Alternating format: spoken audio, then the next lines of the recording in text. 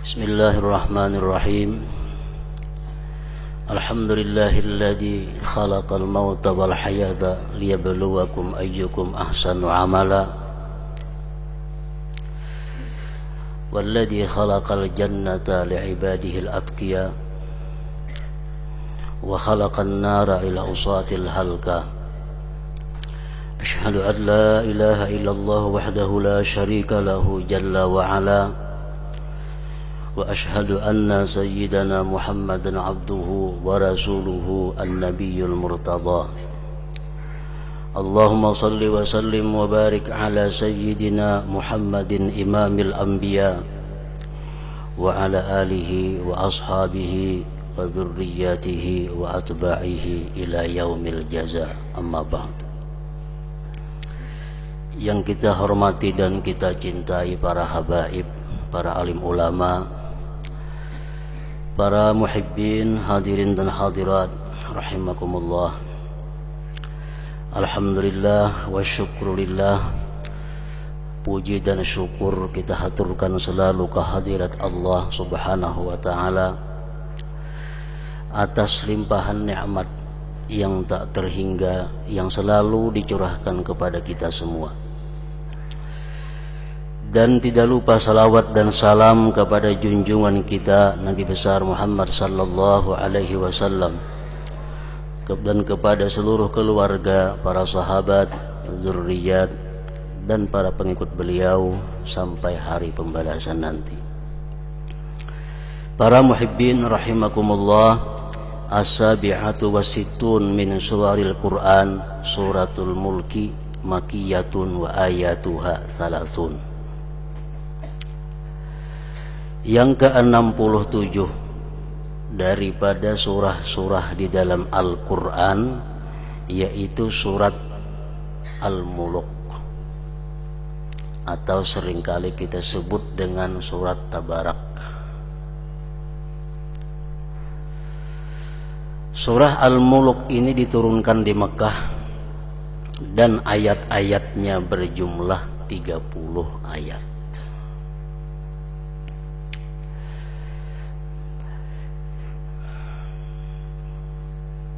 Imam At-Tirmidzi meriwayatkan dari Ibni Abbas, beliau berkata, ada seorang laki-laki daripada sahabat Nabi sallallahu alaihi wasallam, dia membangun khimah di atas kubur, sedangkan dia tidak menyangka bahwa di bawahnya itu adalah kubur.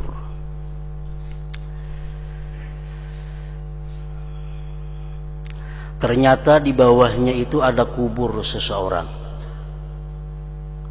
dan dia mendengar orang yang di dalam kubur itu membaca surah Al-Muluk sampai khatam surat Al-Muluk itu. Maka laki-laki tadi datang kepada Rasulullah sallallahu alaihi wasallam. Dia berkata, wahai Rasulullah, ulun membangun khimah, mendirikan khimah di atas pekuburan, dan ulun tidak menyangka bahwa di situ adalah kubur seseorang. Ternyata di dalam kubur itu ada orang yang membaca surat Al-Muluk, surat Tabarak. Rasulullah sallallahu alaihi wasallam bersabda, hiyal mani'ah hiyal munjiyah tunjihi min azabil qabr. Ujar Nabi, surat Tabarak atau Al-Muluk itu adalah surah yang mencegah, surah yang menyelamatkan seseorang daripada siksaan kubur. Salah satu di antara hadis yang diriwayatkan oleh Imam At-Tirmidzi tentang fadilat keutamaan surat Tabarak ini. Dan Rasulullah sallallahu alaihi wasallam bersabda, lawadittu anna tabarakalladzi biyadihil mulku fi qalbi kulli insanin min ummati, akhrajahul Hakim. Ujar Nabi, sungguh aku kepingin, sungguh aku mau bahwa surat Tabarak itu berada di dalam hati tiap-tiap manusia daripada umatku. Salah satu di antara pengertian hadis itu adalah bahwa Rasulullah Sallallahu Alaihi Wasallam sangat kepingin andai kata umat sidin itu seluruhnya hafal surat Al-Mulk tadi. Nabi suka, Nabi cinta andai kata kita ini hafal surat Tabarak. Nah, surat Tabarak tadi 30 ayat. Kalau kita bujur-bujur ada niat hendak menghafal, sehari seayat, sebulan hafal. Namun terlalu berat, sehari seayat, 2 hari seayat, 2 bulan tuntung. Kada tahan 2 hari seayat, 3 hari seayat, 3 bulan tuntung. Asal ada kemauan. Nah, jadi apabila kita berniat dengan benar, dengan sungguh untuk menghafal surat Tabarak ini, dengan niat tujuan untuk melaksanakan apa yang dicintai oleh Rasulullah Sallallahu Alaihi Wasallam, kita hafal, hari-hari kita hafal, seayat, sampai mati gitu ya, tuh kada mau hafal, karena menghafal sudah umur 70. Kada mau hafal sampai mati, maka kita dicatat oleh Allah sebagai orang yang hafal surat Tabarak tadi. Kenapa? Karena dia punya niat yang ada dalam hatinya, dan niat itu pun sudah dilaksanakannya, namun belum sampai ke tujuannya. Jadi kada salah nang Tuhan yang belum hafal mulai ini dengan niat untuk menyenangkan Rasulullah Sallallahu Alaihi Wasallam.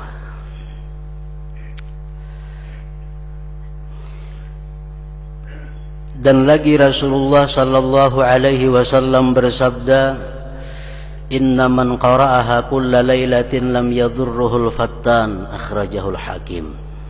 Bahwa orang yang membaca surat Mulk atau surat Tabarak itu tiap-tiap malam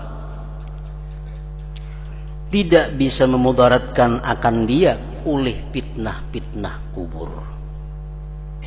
Dia akan lulus ujian-ujian yang ada di dalam kubur itu. Dia akan berhasil melewati berbagai macam ujian yang ada di dalam kubur, asal membaca tiap malam. Kulla lailatin, tiap-tiap malam. Artinya kalau malam kada baca, dikabah siang hari. Asal bila sebulan 30 kali. 2 malam kada baca, kayaknya dibaca 2 kali. Sama hukumnya tiap-tiap malam. Nah, bila kita sudah demikian mampu mengamalkan surat Tabarak ini tiap-tiap malam, dalam kubur kita akan selamat daripada cobaan, daripada fitnah munkar dan nakir. Munkar dan nakir itu beluman lagi menanya kita, hanyar inya datang sudah ujian lawan kita. Beluman lagi nya bersuara, hanyar becungol menggetar sudah. Nah itu ujian. Belum lagi pertanyaannya. Bisa selamat demikian kalau kita mengamalkan surat Tabarak tadi. Maka ujar Rasulullah Sallallahu Alaihi Wasallam, Innal qabra awwalu manazilil akhirah, fa inna jaminhu sahibuhu fama ba'dahu aisaru minhu, wa illam yanju minhu fama ba'dahu asyaddu. Rawahu Tirmidzi. Kubur itu, kata Rasulullah, merupakan awal dari tempat-tempat akhirat. Kubur pemulaan gerbang akhirat. Barang siapa di dalam kubur itu bisa selamat daripada ujian-ujian, cobaan-cobaan, maka yang sesudahnya lebih inting, lebih mudah dihadapi. Tapi bila dalam kubur sudah kada lulus tes, maka yang selanjutnya pasti akan lebih berat yang dihadapi.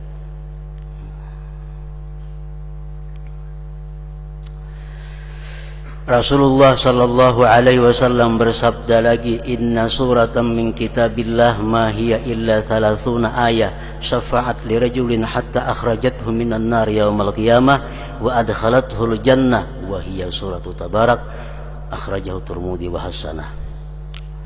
Bahwa di dalam Al-Qur'an itu ada satu surah. Tidak adalah surah itu melainkan 30 ayat yang bisa memberikan syafaat bagi seseorang sehingga dia bisa mengeluarkan dari api neraka pada hari kiamat dan memasukkan akan orang yang membacanya ke dalam surga, yaitu surah Tabarak tadi. Para muhibbin rahimakumullah, sekian banyak hadis yang menerangkan tentang keutamaan surat ini. Oleh karena itu di zaman Rasulullah sallallahu alaihi wasallam, baik orang Ansar, baik orang Muhajirin, baik orang yang merdeka atau hamba sahaya, baik yang tua, muda sampai anak-anak, mereka hafal dan membaca Tabarak itu tiap malam. Itu pada zamannya Rasulullah sallallahu alaihi wasallam.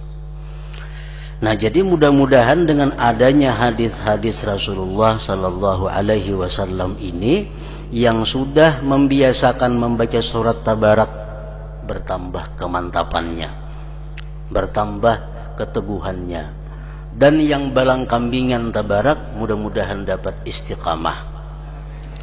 Nang belum biasa sama sekali membaca surat Tabarak tiap malam, mudahan diberi Allah taufik dan hidayah sehingga bisa selamat daripada ujian, fitnah dan siksa di dalam kubur. Para muhibbin rahimakumullah, surat Tabarak ini dimulai dengan bismillahirrahmanirrahim. Tabarakalladzi biyadihil mulku wa huwa ala kulli syai'in qadir. Alladzi khalaqal mauta wal hayata liyabluwakum ayyukum ahsanu amala wa huwal azizul ghafur. Tabarakalladzi biyadihil mulku, artinya maha suci Tuhan yang di tangannya kerajaan. Muluk itu kerajaan. Maha suci Allah yang memiliki kerajaan. Apa yang dimaksud dengan kerajaan itu? Apa artinya itu kerajaan? Sebagian ulama tafsir menjelaskan, yu'izzu man yasha wa yuzillu man yasha wa yuhyi wa yumit wa yughni wa yufkir wa yu'ti wa yamna. Artinya orang yang punya kerajaan itu adalah orang yang mampu untuk menjadikan seseorang mulia, mampu menjadikan orang yang mulia menjadi hina, mampu menghidupkan yang mati dan mematikan yang hidup, mampu membuat kaya fakir miskin, mampu memfakirkan orang yang kaya, dan dia bisa memberi dan bisa tidak memberi. Nah, itulah orang yang bersifat dengan kerajaan tadi. Itulah Allah subhanahu wa ta'ala. Allah bisa orang yang hina, miskin, bulan berikutnya jadi orang mulia. Orang yang diagung-agungkan, yang dipuja-puji, ternyata esok hari menjadi orang yang terhina, dicaci maki. Orang yang dulunya kaya, berlimpah dengan harta, besok hari jadi orang yang paling miskin, paling fakir. Nah, itu semua adalah merupakan perbuatan Allah subhanahu wa ta'ala yang di tangannya kerajaan, baik kerajaan dunia maupun akhirat, langit dan bumi, seluruh alam semesta ini. Alladzi khalaqal mauta wal hayata liyabluwakum ayyukum ahsanu amala. Alladzi khalaqal mauta wal hayata, dialah Tuhan Allah yang menciptakan kematian dan kehidupan. Allah yang menciptakan itu kematian dan kehidupan. Oleh ulama-ulama tafsir dijelaskan kenapa Allah Subhanahu wa ta'ala mendahulukan maut atas hayat. Allah yang menciptakan kematian dan kehidupan. Kenapa kada berdahulu kehidupan dan kematian? Nah, itu ternyata banyak mengandung hikmah di dalamnya. Antara lain yang pertama, kenapa Allah Subhanahu wa ta'ala mendahulukan maut atas hayat? Karena aslul insan min turab. Asalnya manusia itu tercipta daripada tanah. Tanah itu kan benda mati. Nah, kita ini asalnya dari tanah. Asalnya memang kita ini mati. Nah, dengan proses yang panjang, summa min nutfatin, kemudian menjadi setitis air mani, fa'alaqatin, kemudian jadi segumpal darah, pamudghatin, kemudian jadi segumpal daging, summa nufikha fihi ruh fahayya, kemudian ditiupkan padanya roh, maka hiduplah dia. Nah, makanya tadudi hidup itu. Alladzi khalaqal mauta wal hayat. Yang pertama itu antara lain. Yang kedua, rahasia yang terkandung di dalamnya itu adalah ayyuktsiral insan zikral maut, bahwa memperbanyak manusia itu mengingat mati. Artinya hendaknya manusia itu lebih banyak berbuat sesuatu untuk kematian daripada sesuatu untuk kehidupan. Ayyuktsiral insan zikral maut, bahwa memperbanyak seseorang itu mengingat kematian.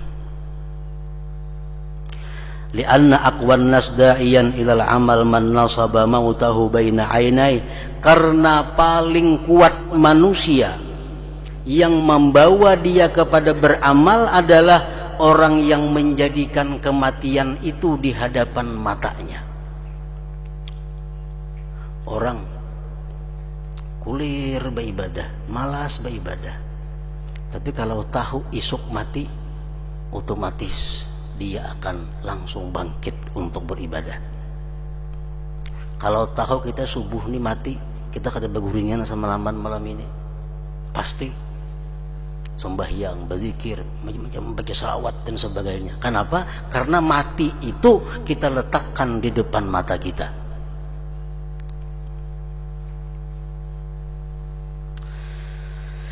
Para muhibbin rahimakumullah, Rasulullah sallallahu alaihi wasallam bersabda, "Aktsiru min dzikril maut fa innahu yumahhisu dzunub wa yuzahidu fid dunya." Rawahu Ibnu Abi Dunya. Ujar Nabi kita, sering-seringlah mengingat mati itu. Hendak sembahyang disuruh kita ingat mati.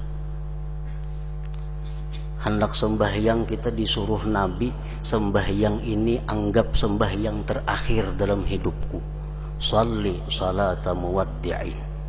Sembahyanglah engkau sebagaimana orang yang sembahyang mengucapkan selamat tinggal atas dunia. Kayak apa hebatnya, khusyuknya sembahyang kalau kita anggap bahwa sembahyang ini sembahyang terakhir dalam hidupku. Nah, mau tuh sembahyang bujur-bujur, bertata krama sebagaimana yang diatur oleh agama. Perbanyaklah mengingat kematian, karena mengingat kematian itu menghapuskan dosa. Walaupun kita kada beristighfar, walaupun kita kada berzikir, walaupun kita kada bersalawat, tapi kita ingat kematian. Contohnya ingat lawan mati macam apa? Contohnya kita duduk termenung, jangan-jangan aku ini esok bisa mati. Nah, itu ingat kematian ngarannya. Nah, bila hati kita bicara demikian, itu menghapuskan dosa. dan membuat kita zuhud dengan dunia. Esok kita mati jam 5 kamarian. Aku lagi tong buka toko esok pasti kada mau. Kada mau buka toko, nang bawarung kada buka warung, nang bahuma kada kabahumaan, nang menurih kada menurih hari itu. Kenapa? Karena esok sore jam 5 kita mati. Nah, mengingat kematian itu membuat kita zuhud dengan dunia. Hadis riwayat Ibnu Abi Dunya. Seorang laki-laki dari Ansar bertanya kepada Rasulullah sallallahu alaihi wasallam, "Man aqyasun nas wa akramun nas ya Rasulullah?" Wahai Rasulullah, siapakah manusia yang paling pintar dan paling mulia? Rasulullah menjawab, "Aktsaruhum dzikran lil maut wa asyadduhum isti'dadan lahu ulaika humul aqyas zahabu bi syarafid dunya wa karamatil akhirah." Rawahu Ibnu Majah. Ujar Nabi, orang yang paling pintar, yang paling mulia itu adalah orang yang paling banyak ingat kematian. Orang yang paling banyak persiapannya untuk menghadapi kematian. Itulah orang-orang pintar. Mereka pergi dengan kemuliaan dunia dan akhirat.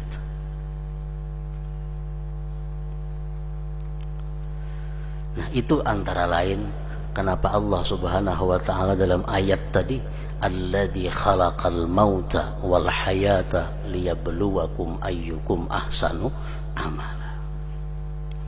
Nah, para muhibbin rahimakumullah, apabila kita merasa bahwa kita akan mati tanggal 30 Februari, kita akan mati tanggal 30 Maret, kita akan mati bulan akan datang, tahun akan datang, maka kita disebut sahibu tulil amal. Kita disebut orang yang punya angan-angan panjang. Kita ini beranggapan bahwa esok udah harapan mati, berarti kita punya angan-angan panjang. Lalawanan daripada ingat kematian. Rasulullah SAW bersabda, "Yahramu ibnu Adam wa tashubbu ma'a husnatani, al-hirsu 'alal mal wal hirsu 'alal umur." Ujar Nabi kita, manusia itu tua. Makin hari makin tua. Namun ada dua yang tidak pernah tua. Dua macam ini kada betuhaan, mau baanu mau. Pertama adalah cinta harta dan kepingin panjang umur. Nah, itu kada berubah, tetap ada.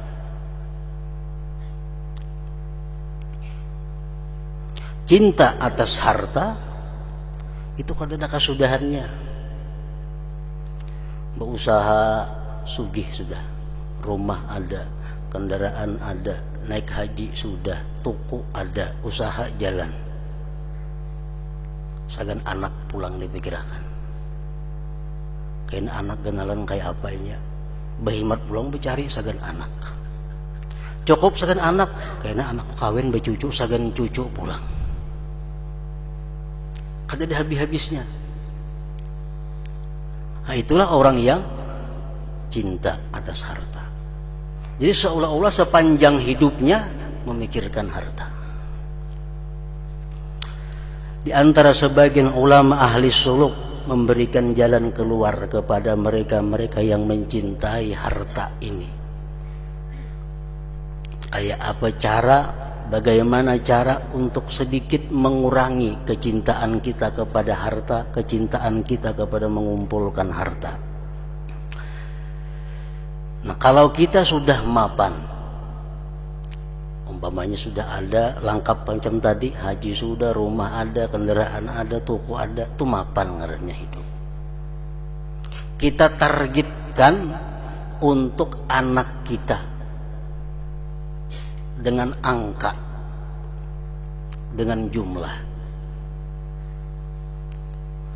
Maksudnya umpamanya orang berisi anak 4 atau 5.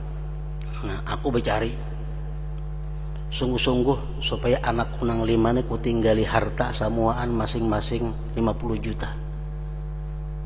Nah, jadi anaknya 5, sungguh-sungguh mencari 250 juta. Niat untuk meninggalin yang 5 orang nih. Tak kumpul sudah. Nang panuhannya dapat 50 jatah, nang nomor 2 50, nang ketiga 50, keempat 50, kelima 50. Nah, cukup sudah nih, jangan ditambahi lagi. Nah, kayaknya kalau ada rezeki dari Allah cukup untuk kita, sisanya sedekahkan atau wakafkan. Ada rezeki dari Allah labihan untuk kita, wakafkan, hadiahkan, sedekahkan. Nah, untuk anak sudah ada jatahnya. Nah, itu barangkali mungkin mengurangi sedikit tentang kecintaan kita kepada dunia. Karena kalau kita kadang memasang target, kadang memasang angka jumlah, kadang ada habis-habisnya. Kadang ada habis-habisnya. Apalagi harta miliaran. Anak 2. Nomor 1 tinggal 250 juta, cukup sudahnya. Nomor 2 tinggal 250 juta, 500 sagan seorang. Itu kan habis umur, kada habis 500 juta nih tuh. Nah, jadi apa gawian lagi? Mengaji, nuntut ilmu, sembahyang berjamaah, itu aja. Nah, kalau kada macam itu, dunia kada akan habis-habisnya. Kecintaan harta kada akan pernah tua di dalam diri manusia. Para muhibbin rahimakumullah, surat Tabarak ini sebagaimana surah Al-Quran yang lainnya juga memberikan petunjuk kepada kita.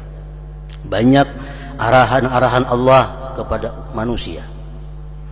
Antara lain ayat 12 dalam surah ini yang berbunyi, innal ladzina yakhshawna rabbahum bil ghaibi lahum maghfiratu wa ajrun kabir. Sesungguhnya orang-orang yang takut dengan Tuhan mereka, dengan gaibnya dia, bagi mereka itu ampunan dan pahala yang besar. Orang yang takut dengan Allah, padahal orang lain saya kuikung kadadanya di situ, tapi nya takut. Kadang-kadang orang mau menghindari maksiat di tengah orang banyak. Di tengah orang banyaknya kada wani supan berbuat maksiat, tapi orang kadada mau. Nah, ini kada bil ghaib. Dia takut kepada Allah dalam keadaan tidak diketahui oleh seorang jua pun. Tetap dia takut kepada Allah. Nah, orang ini mendapat ampunan dan pahala yang besar dari Allah Subhanahu wa ta'ala. Para ulama mengatakan bahwa seorang mukmin yang ahli ibadah, seorang mukmin yang taat kepada Allah, itu diperlukan takut kepada 4 perkara. Sudah beriman, pak ibadah, pak amal, penuntut ilmu, tetap dituntut untuk takut kepada Allah dalam 4 perkara. Apalagi nang kada beriman, apalagi nang kada beramal saleh, makin banyak tuntutannya takut kepada Allah. Ini orang yang sudah ahli taat tetap dituntut takut kepada Allah, terutama dalam hal yang 4 ini. Yang pertama, orang yang beriman, yang ahli ibadah, ahli taat kepada Allah, dia mesti takut bahwa la yaqbalullah ta'atahu, Allah tidak menerima taatnya. Mesti takut. Walaupun sudah ahli ibadah, walaupun sudah ahli takwa, tapi hendaknya dia mesti takut kalau amal ibadahnya ditolak oleh Allah Subhanahu wa ta'ala.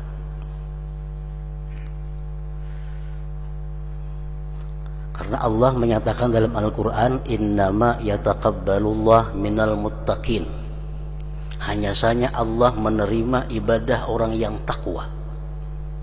Hanya saja, innama itu adalah hasar dalam istilah ilmu nahu.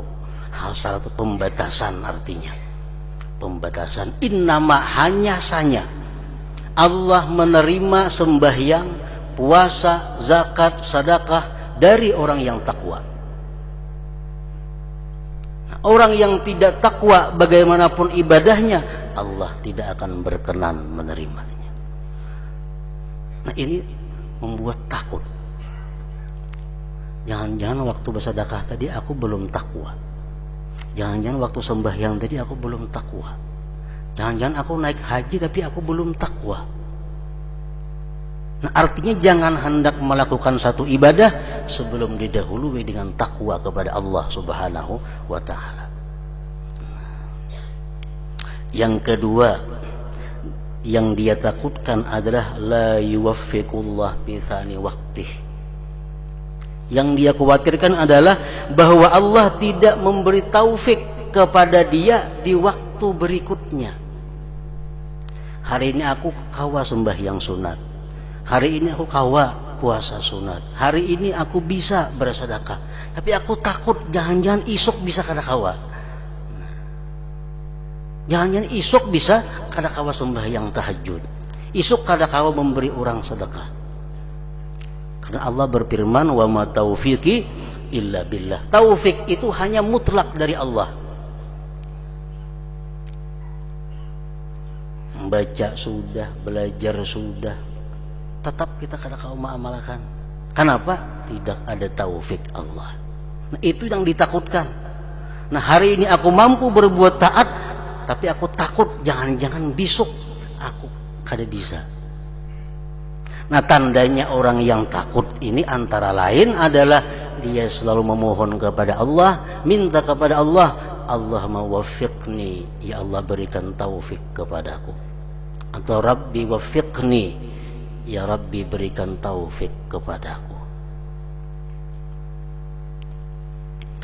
Yang ketiga yang ditakutkan oleh orang-orang yang ahli ibadah adalah la yakhtimullahu lahu bil husna. Allah tidak mengakhiri umurnya dengan husnul khatimah. Allah tidak mengakhiri hidupnya dengan husnul khatimah. Itu yang ditakutkan. Karena Rasulullah SAW bersabda, wa innamal a'mal bil khawatim, rawahul Bukhari. Hanya saja amal manusia itu dipandang akhirnya. Bagaimanapun ahli ibadatnya takwa, tapi di akhir hayatnya dia dimurkai Allah, berbuat yang dibenci Allah, yang dilarang Allah, berarti dia menutup hidupnya dengan yang dimarahi Allah. Itu yang membuat khawatir, membuat takut. Nah, tanda ketakutan kita dalam hal ini adalah kita selalu minta kepada Allah diberi husnul khatimah itu. Yang keempat yang ditakutkan orang-orang ahli ibadah adalah naqasallahu alaihi bil hisab. Allah teliti kepada dia dalam menghisab nanti di akhirat. Walaupun dia ahli ibadah, walaupun dia takwa, tapi kalau Allah nanti di akhirat teliti menghisab kita, pasti kalah. Pasti banyak dosanya. Rasulullah sallallahu alaihi wasallam menyatakan dalam sebuah hadis, man nukisal hisaba udziba, muttafaq alaih. Barang siapa yang diteliti Allah nanti pada hari kiamat tentang hisabnya, dia pasti akan disiksa. Man itu siapakah artinya? Walaupun dia punya ahli ibadah yang tinggi, takwa yang tinggi, tapi kalau di akhirat Allah menghisab dengan hisaban, dengan perhitungan satu persatu, pasti kalah. Jadi yang dikhawatirkan oleh orang ahli ibadah itu antara lain adalah takut kalau Allah nanti teliti menghisab dia. Nah, tanda ketakutannya dia berdoa kepada Allah, Rabbi atau Allahumma hasibni hisabai yasira. Ya Allah, hisablah aku dengan hisab yang mudah, dengan hisab yang inting. Jangankan kita biasa, orang sekelas para nabi, kalau Allah meneliti hisabnya pasti akan gugur. Kenapa? Karena kada sebanding nikmat yang diberikan Allah kepada kita dengan taat yang kita berikan kepada Allah. Kada sebanding nikmat yang diberikan Allah kepada kita dengan ketaatan yang kita persembahkan kepada Allah. Kalau dihitung biji, pasti kalah. Nah, maka itu berdoa, Rabbi hasibni hisabai yasira. Ya Allah, hisablah aku nanti pada hari kiamat dengan hisab yang mudah. Nah, Para muhibbin rahimakumullah, selanjutnya yang ke-68 adalah surat Al-Qalam. Ila hadratin Nabi SAW. Al-Fatihah. Iyyaka na'budu wa iyyaka nasta'in.